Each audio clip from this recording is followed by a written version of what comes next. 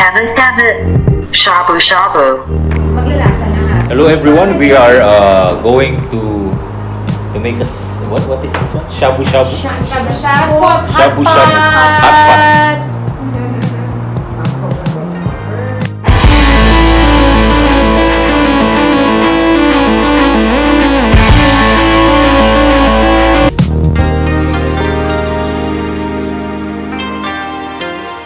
What is Shabu Shabu?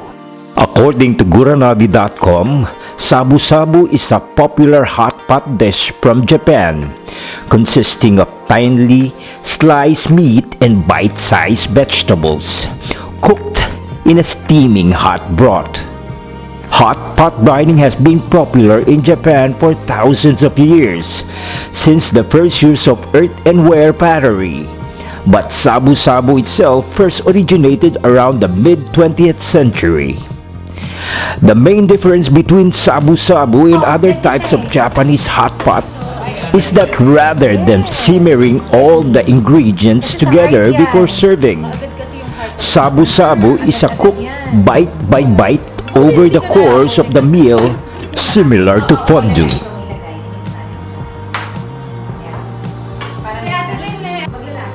Hello everyone, we are going to make us what is this one? Shabu shabu. Shabu shabu. Hot pot. The dish gets its name from Japanese onomatopoeia, Shabu Shabu meaning swish, swish, which describes the light swishing of meat in the simmering broth.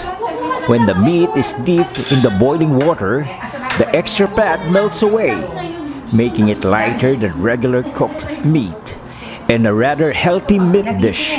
As such, it is a very popular dish among slightly older women and people watching their waistlines. According to Wikipedia, Shabu Shabu is a Japanese nabemono hot pot dish of finely sliced meat and vegetables boiled in a water and served with a dipping sauces. The term is onomatopic, derived from the sounds emitted when the ingredients are stirred in the cooking pot. The food is cooked piece by piece by the dinner at the table. Shabu Shabu is considered to be more savory and less sweet than sukiyaki. Shabu Shabu was introduced in Japan in the 20th century with the opening of the restaurant Sohiro in Osaka, where the name was invented. Its origin traced back to Chinese hot pot known as instant boiled mutton. Shabu Shabu is more similar to original Chinese version when compared to other Japanese hot pot dishes, such as sukiyaki.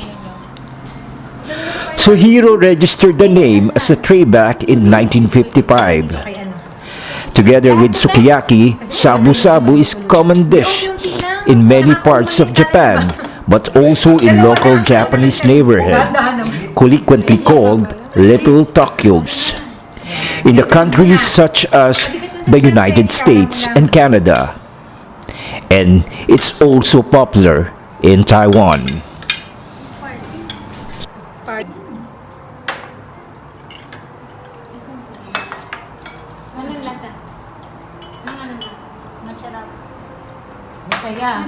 May video tayo ba?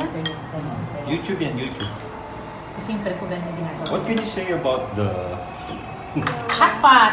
hot pot sponsored by Miss Christine? It's fresh and delicious! Kuya, kuha ka. Hindi daw huwag kang papayan ko siya mag-vlog. Pag ano, busog na tayo, tapos wala na siyang makain.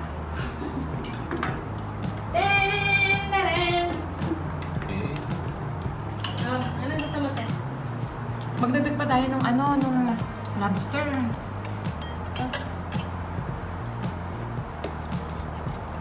Na 5 dirhams. 5 dirhams. Takal 5 dirhams. Ano ito? Ano yan?